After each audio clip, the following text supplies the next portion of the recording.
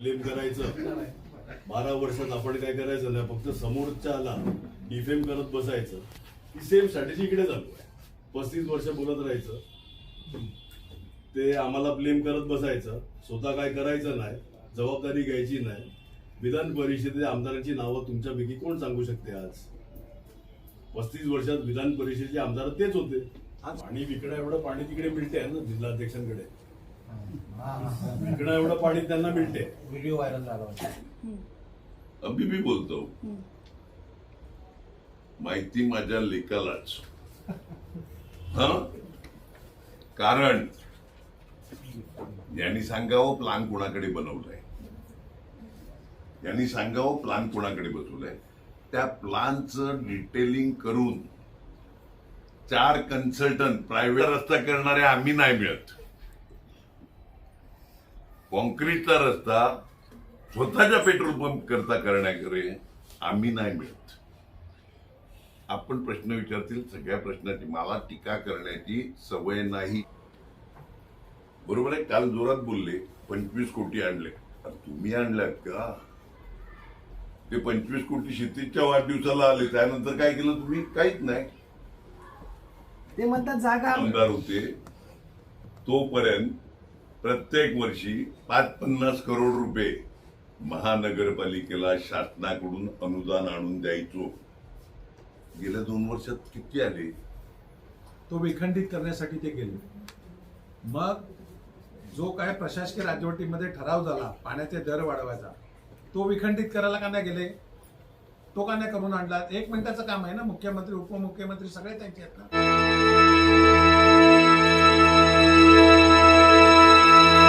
भरला नाही तर तुम्हाला अनुदान मिळणार नाही. मगाशी विषय झाला रस्त्यांचा. संपूर्ण तालुक्यामध्ये रस्ते काय फक्त महापालिकेचे आहेत का? PWD, जिल्हा परिषद, पंचायत समिती, म्हणजे जे आमदार खासदारांच्या क्षेत्रामध्ये येतात किंवा त्यांनी करायचे आहेत त्याच्याबद्दल ते काहीच बोलत नाही. हायवेबद्दल ते बोलतात का? नाही बोलत. तुम्ही कुणीतरी एक इंटरव्ह्यू घेतलेली, प्रज्ञा पाटील जिल्हाध्यक्ष, 35 वर्षात काय केलं? ते ज्या विभागातनं निवडून येतात, आचोळा मतदारसंघातनं तिकडून येतात, त्या 35 वर्षामध्ये तिकडे कोण कोण होतं? खासदार आमदार बीजेपीचे होते. विष्णू सावरा होते, वनगाव होते, गावित होते, सगळे जे खासदार आमदार होते, पालकमंत्री होते, मंत्री होते. वालीव, गोखिवरा, पेल्लार, आचोळे, पूर्ण हायवे पट्टा, पूर्ण पूर्वपट्टी ही वाडा मतदारसंघात होती. तुम्हाला माहित नसेल तर सांगतो. एसटी डेपो पासून सगळे तिकडे होते आणि तिकडे मंत्री पण होते. शिक्षक मतदारसंघ, पदवीधर मतदारसंघाचे आमदार होते, स्थानिक स्वराज्य संस्थेचे आमदार होते. हे पाणी विकणं एवढं पाणी तिकडे मिळते ना जिल्हाध्यक्षांकडे, विकणं एवढं पाणी त्यांना मिळते. व्हिडिओ व्हायरल झाला होता. बाजूच्या आपल्या महापालिका आहेत त्यांच्या शिकायला, मीरा भाईंदर असेल, ठाणा असेल, तर तिकडे लाभ किती घेतात? तर 10% घेतात पाण्याला दोन्ही ठिकाणी. आपण आपल्या प्रशासनाने 5% लाभ कर हे केलेला आहे. मला निसरणाचा तिकडे 14 रुपये आहे, 8 रुपये आहे. आपण किती घेतो? 5% म्हणजे टक्क्यामध्ये 5% घेतो. म्हणजे सगळ्या MMR रिजन मध्ये जर बघितलं तर आपण सगळ्यात कमी दर लावतो किंवा कमी पैसे घेतो. सगळ्या ठिकाणी त्यांचंच सरकार आहे ना, बीजेपीचंच गव्हर्नमेंट आहे ना, पालिका सगळ्या तिकडेच आहे. मग सगळ्यात आपण कमी घेतो आणि आतापर्यंत कमी घेत होतो. मगाशी साहेबांनी सांगितलं की 3 रुपये इलेक्ट्रिसिटीचे होते, आता 9.5 रुपये झाले. मग हे आणणार कुठून? आणि MMRD आपल्याला कुठे देते? हायवेला पाणी देते. तिकडून इकडे आणायचं, त्याचं डिस्ट्रीब्युशन करायचं, त्याचा खर्च करायचा, हा परत त्याच्यामध्ये आला. 13 रुपये 40 पैशाच्या पुढे तो खर्च आला. मग हा शेवटी घ्यायचा कुठून? आणि शासन सांगते तर तुम्ही जर प्रॉफिट कमावू नका, पण जर तुम्ही तुमचे पैसे भरले नाही, मायनसमध्ये जर करत असाल तुम्ही, तर तुम्हाला अनुदान मिळणार नाही. हा जे आंदोलन केलं होतं एक पब्लिसिटी स्टंट होतं का? आंदोलनानं तुम्हीच दाखवलं. त्यांनी सांगितलं का लाईटचं बिल वाढलंय, स्मार्ट मीटर आहे, रोजगार नाही मिळत. त्यांनी त्यांच्या ज्या राज्य आणि केंद्र सरकारच्या ज्या आहेत समस्या त्याच्याबद्दलच त्यांनी सांगितलं. मला वाटतं तुम्हीच सगळ्यांनी घेतलेलं आहे. आणि आमचं पण म्हणणं आहे ना, आम्हाला जर शासनाने परवानगी दिली की MMRDने जर दर, आम्ही मागणी केलेली आहे ना, का तुम्ही त्याच्यात दर कमी करून द्या, आम्ही लोकांना अजून कमी करून देतो. इतके वर्ष होतं तर आम्ही कमी किमतीमध्ये देत होतो ना. आरोप केलाय. एक मिनिट, क्षितिज ठाकूर बोलले आता कुठून पाणी चोरायचे, बरोबर आहे. सर्वसाधारण सभेमध्ये हा विषय झाला आणि त्याच्यामध्ये स्ट्रिक्टली आदेश दिलेले आहेत का जिकडे जिकडे मग ते निवडून आलेले आहेत, त्यांचे कार्यकर्ते आहेत, त्यांचे आमदार आहेत, त्यांचे खासदार आहेत, तर त्यांनी सांगावं ना आम्हाला जिकडे जिकडे प्रशासनाला वाटतं तिकडे कट करायला सुरुवात केलेली आहे. असं आहे का कोण प्रोटेक्ट करतं? असं कुठेच नाही, सगळ्या ठिकाणी हे कट करायला सुरुवात केलेली आहे. बोलताय सध्या खासदार कोणाचे, आमदार कोणाचे? 2009ला ज्या वेळेला बळीराम जाधव बहुजन विकास आघाडीतनं आमचे खासदार झाले, 2011ला आमचे महानगरपालिकेचं बजेट 2200 वरनं 3200 कोटी झालं. 1000 कोटीचा जो फरक पडला, या 10 वर्षामध्ये आमदार खासदारांनी किती पैसे आणून महानगरपालिकेला दिलेले आहेत? आमचा जो न्यूरीचा जो रिपोर्ट आला त्याच्यात जवळजवळ 900 कोटी रुपये खर्च सांगितलेला होता नाले रुंदीकरण, आणि त्यासाठी आम्ही वारंवार पत्र शासनाला 10 दिलेलं वर्ष नाही, तप 12 वर्ष. 12 वर्ष 1 रुपये देखील आजपर्यंत महानगरपालिकेला मिळालेला नाही. या व्यतिरिक्त 2 वर्ष अगोदर जेव्हा आमचे आमदार गेले त्या अगोदर कधी स्मार्ट मीटर आजपर्यंत वसई तालुक्यात लागलेले का? आमचे आमदार गेल्यानंतर वसई तालुक्यात स्मार्ट मीटर लागायला सुरुवात झाली. आज जवळजवळ 50% लोकांना स्मार्ट मीटर जबरदस्तीने लावले गेलेले आहेत.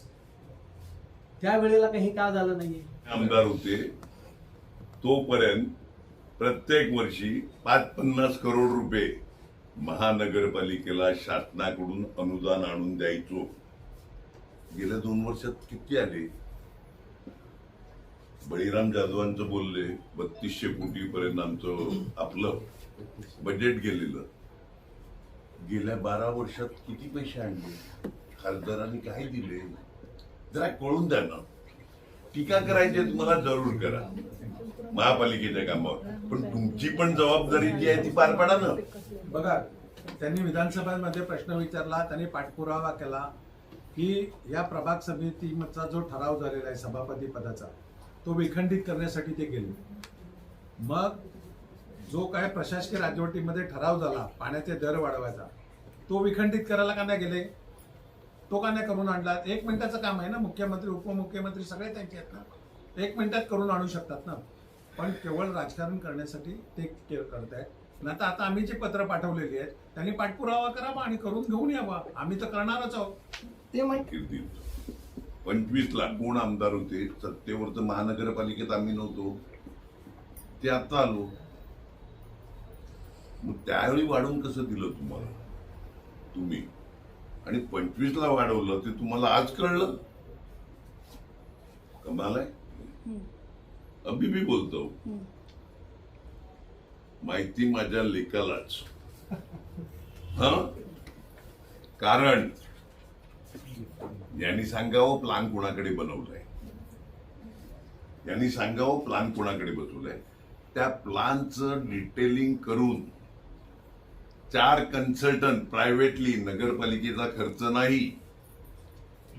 आज तुम्ही क्षितिज ठाकूरांना विचारा कोणत्या मजल्यावर काय केलंय, कोणत्या मजल्यावर काय केलंय. महानगरपालिकेला प्लान दिलाय, बघा तर खरं. आणि माझ्या लेखाला माहिती आहे कारण तो त्याच्यावर काम करतोय. मी काल बोललो ना, काय इकडे स्टेजवरच्या कोणी सांगावं क्षितिज सोडून. त्याचं कारण A to Z डिटेलिंग करणं. किती ऑपरेशन थिएटर, क्षितिज आपण बोलली तर जास्त बरं होईल. हॅलो, 25 कोटी 9 जुलै 24ला त्यावेळचे माननीय मुख्यमंत्री एकनाथजी शिंदे यांनी क्षितिजच्या हातात चेक दिला. उद्याला तुझा वाढदिवस आहे, हे 25 कोटी घे. 250 कोटी 250 कोटी. फोटो पण आहेत आमचे, मी स्वतः देखील होतो, मानकर साहेब होते. नाही 250 कोटी रुपये देणार आहेत. त्या 250 कोटीत पण होणार नाही हॉस्पिटल. महानगरपालिकेला 150 कोटी टाकायला लागतील. बरोबर आहे. काल जोरात बोलले 25 कोटी आणले. तुम्ही आणल्यात का? ते 25 कोटी क्षितिजच्या वाढदिवसाला आले, त्यानंतर काय केलं तुम्ही? काहीच नाही. ते म्हणतात जागा नारंगीपर्यंत जेवढे सबस्टेशन आहेत किती पैसे दिले? फुकट आणली. जेवढे रिझर्वेशन महापालिकेला हँडओव्हर केलेले आहेत शासनाचे, दिला 1 रुपया पण? सगळं फुकटच आहे. ते गव्हर्नमेंट टू गव्हर्नमेंट आहे. कुठली जागा विकत घेतलाय महापालिकांनी हे पण त्यांनी सांगावं ना. एखादी जागा घेतलाय का विकत महापालिकांनी? कुठली जागा विकत घेतलाय? गव्हर्नमेंट टू गव्हर्नमेंट फुकट ट्रान्सफर आहे. महानगरपालिका आता आली. नाही, कोविडचा विषय नाही, महानगरपालिका आता आली आपल्याकडे, नाही तर प्रशासक बसलेले. आता होईल ना ते ड्रीम प्रोजेक्ट. म्हणजे तसं कॉम्प्लेक्स आपल्या एरियात, जिल्ह्यात कदाचित कुठे नसेल, तसं ते होणार लवकर. त्याच्या 2-4 दुसरा महिन्यामध्ये. पाण्याचा एक विषय होता का आता हे पाणी आणणार, दुसरा चोंडी बिंडी अजून योजना आहे, त्याचे पैसे आपण ऑलरेडी भरलेले आहेत. पण हे सगळं जरी झालं तर भविष्यामध्ये कधीतरी 50 वर्षांनी 60 वर्षांनी पाणी कमी पडेल. त्याच्यासाठी सुद्धा दमणगंगावरनं कसं पाणी आणता येईल त्यासाठी शासनाच्या मागे लागलेलं आहे की ते पाणी समुद्राला जाते. भविष्यामध्ये पालघर जिल्ह्याला जर आपल्याला पाण्याची गरज भागवू शकत असेल तर दमणगंगा, म्हणून तो देखील आपण प्रयत्न चालू केलेला आहे. आतापासून सुरुवात केली तर कुठेतरी त्याचा मोठा SIR मध्ये पालघर जिल्ह्यात सर माझा एक प्रश्न आहे की सततचा आरोप केला जातो परिवारवादाचा, पण जेव्हा आजच्याच एका दैनिकामध्ये बातमी आहे की रस्त्याचे पण काही मुख्य टेंडर हे सत्ताधाऱ्यांच्याच परिवाराला देण्यात आलेले आहेत, त्याबद्दल तुम्ही काही भाष्य कराल का? आणि यावर मी कॉन्ट्रॅक्टर नाही, त्याच्यामुळे मला माहिती नाही नाही. सत्ताधाऱ्यांच्या म्हणजे त्या वेगळ्या कोणाला तर दुसऱ्यांबद्दल बोललेत ते. गेल्या वर्षाचा एक मिनिट. इकडे बसलेले अजीव पाटील, हितेंद्र ठाकूर, क्षितिज ठाकूर, मार्शल, प्रफुल्ल, मानकर साहेब, ह्यांची कोण पोरं कॉन्ट्रॅक्टर नाही मिळत. स्वतःच्या पेट्रोल पंप करता कॉन्क्रीटचा रस्ता करणारे आम्ही नाही मिळत. कॉन्क्रीटचा रस्ता स्वतःच्या पेट्रोल पंप करता करण्याकडे आम्ही नाही मिळत. आपण प्रश्न विचारतील सगळ्या प्रश्नाची मला टीका करण्याची सवय नाही. चौकशी करा. 68 कोटीचं बिल आलेलं आहे, त्याच्यात 40 कोटी बिल काढलं गेलं. काम किती झालं त्यावरही चौकशी एकच कॉन्ट्रॅक्टर एकच कॉन्ट्रॅक्टर. आणि ह्या वर्षी महापौर असू दे, आप्पा असू दे, आम्ही असं डिसिजन घेतलं की आपले स्थानिक कॉन्ट्रॅक्टर सगळे जगू दे. जेवढे आले त्या सगळ्यांना दिलं. तिकडे कोणाचा मुलगा बघितला नाही, भाऊ बघितला नाही, परंतु वसई तालुक्याचं बजेट पण आमचा मुलगा नाही. आमचा नाही आपलं 19 जणांना यावेळी 19 मार्शल साहेब तुम्ही जणांना सांगितलं बिटकॉइनचा मग कोण आहे?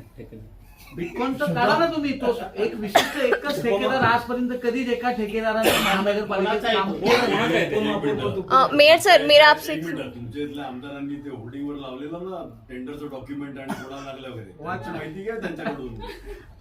ये बीच में मनेका गांधी जी ने कुत्ते पे सब बैन, कोई भी ये नहीं करना चाहिए. आज उनका फोन आता है डायरेक्ट, ध्यान में लो. क्या करे तो क्या करे. अच्छा हम उसका ये भी करते, नसबंदी बराबर है. कुत्ते ही इतने बड़े हैं, इसमें इलाज क्या है वो भी तो बोलो आप. 1000 कुत्ते जो है उनको रखने के लिए शेल्टर बनाए. जो अग्रेसिव होते हैं कुत्ते काटते हैं, उसका थोड़ा अलग रीजन है, साइंस है उसके पीछे.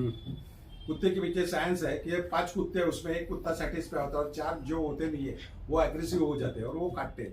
तो ऐसे एग्रेसिव कुत्ते हैं उनको रखने के लिए शेल्टर बनाए. उनका जो ऑपरेशन करने का है, और नसबंदी करने का है, एक वो भी एक चालू है. एक दूसरा आप सबको रिक्वेस्ट है, ये भूत दया वाले जो बिस्किट पाव डालते घूमते हैं ना, उनको जरा बंद करो.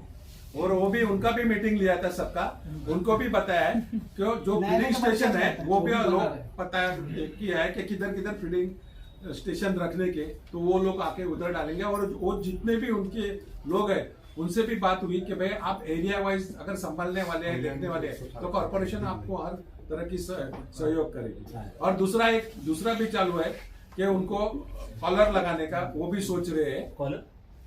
प्राइमरी है, यानी वो कितना वैक्सीनेशन हुआ है नहीं हुआ है, वो किधर गया, अगर उसको रेबीज हुआ है तो इनको मिला. सर मेरा पूरा सवाल जो था कि पूरे मुंबई पूरे महाराष्ट्र में अलग अलग जगहों से खबर आ रही है कुत्ते जो बच्चों को काट रहे हैं, कई लोगों पे हमला कर रहे हैं. तो ऐसे हमले से बचने के लिए वसीम विरार महानगर पालिका कुछ ठोस कदम उठाने वाली है, कुछ करने वाली है, क्या लग रहा है? तो वही मैं वही बोला ना, वैक्सीनेशन 160 और कुत्ते ऐसे होते हैं जो अग्रेसिव होते हैं, उनके रखने के लिए जगह, उनको खाने पीने की सुविधा, कॉम्प्यूटराइज सब कैमरे से लेके, और वो उनके जो लोग रहते हैं कुत्ते श्वान प्रेमी दिन में और 2 बार जाके देख सकते हैं, क्योंकि उनका वो कंप्लेंट था कि हमारे कुत्ते उठा के रोड से लेके जाते हैं और हमको पता नहीं चलता है, तो 2 बार जाके वो देख सकते हैं दिन में। उनका कुछ कंप्लेंट होगा तो वो बता सकते हैं। जे घोटाळे झाले त्याची तुम्ही चौकशी करत नाही. नाही आम्हीच सांगितलं चौकशी, आम्हीच मागे लागलो आणि त्यांना सांगितलं अनुमोदक आहेत, सूचक आहेत, हे आम्ही सगळे एकत्र मिळून केलं. त्यांनी एकट्यानेच केलं. आमच्या मागे आप्पा लागलेले की त्याच्यात काय असेल ते क्लिअर होऊन जाऊन ते. पण भाजप असा प्रचार करते की बहुजन विकास आघाडी त्याला पाठीशी घालते. अनुमोदक कोण आहेत म्हणून चेक करायला बघा. मी भर मीटिंग मध्ये मी काय सांगितलेलं का कोणाकोणाचे पीए इकडे येऊन बसायचे, मुंबईचे मंत्रालयातले कोण लोक 5 वर्षात येऊन बघायचे, हे तुमच्या पत्रकारांना माहिती आहे आणि तुम्हाला पण माहिती आहे. असं भर सभागृहामध्ये मी सांगितलेलं आहे. सगळ्या लोकांना माहिती आहे का प्रशासकीय राजवटीमध्ये कोण काय करत होते. सोसायटीचा जो रस्ता फुटला ना, त्याग केला पाहिजे. क्लेम करायचं 12 वर्षात आपण काय करायचं नाही, फक्त समोरच्याला डिफेम करत बसायचं. ही सेम स्ट्रॅटेजी इकडे चालू आहे. 35 वर्ष बोलत राहायचं, ते आम्हाला ब्लेम करत बसायचं, स्वतः काय करायचं नाही, जबाबदारी घ्यायची नाही. विधान परिषदेच्या आमदारांची नावं तुमच्यापैकी कोण सांगू शकते? आज 35 वर्षात विधान परिषदेचे आमदार तेच होते, आज पण आहे. आज पण तेच आहेत. आणि किती फंड दिला ते तुमच्यात विचारा. मी कोण किती लोक नावं सांगू शकतात विधान परिषदेच्या आमदारांची? आणि किती वेळा वसई तालुक्यामध्ये तुम्ही त्यांना बघितलाय? एक पता आहे, बघितलंय निरंजन का? डावखरे. निरंजन डावखरे मतदारसंघ एक कोण पता आहे, आहे. ग्रॅज्युएट कोण आहे, स्थानिक स्वराज्य कोण आहेत, कधी तोंड नाही दाखवलं त्यांनी. कधी आल्या? मग 35 वर्षामध्ये ते नव्हते का? ह्यांची स्ट्रॅटेजी सिंपल आहे. मी करायचं जर काय चांगलं झालं तर, आणि तू करायचं जर काय लोकांनी प्रश्न विचारले तर. तिकडे नेहरू होते, महात्मा गांधी होते, इकडे आम्ही आहे. फरक तेवढाच आहे. हे उद्या पण ह्यांची स्ट्रॅटेजी काय? आम्हाला काहीतरी डिफेम करायचं, ब्लेम करायचं. स्वतः एकही जबाबदारी मी काय घेण्याची सांगतो, मला आज- एक नगरसेवक असेल तर त्यांनी काहीतरी करायला पाहिजे का नाही? बरोबर. आपले आमदार 5 वर्ष नगरसेवक होते, हो. मग त्या ब्लेम मध्ये ते पण येतात. आणि सगळ्यात आधी तू त्यांच्या मतदारसंघात राहणार.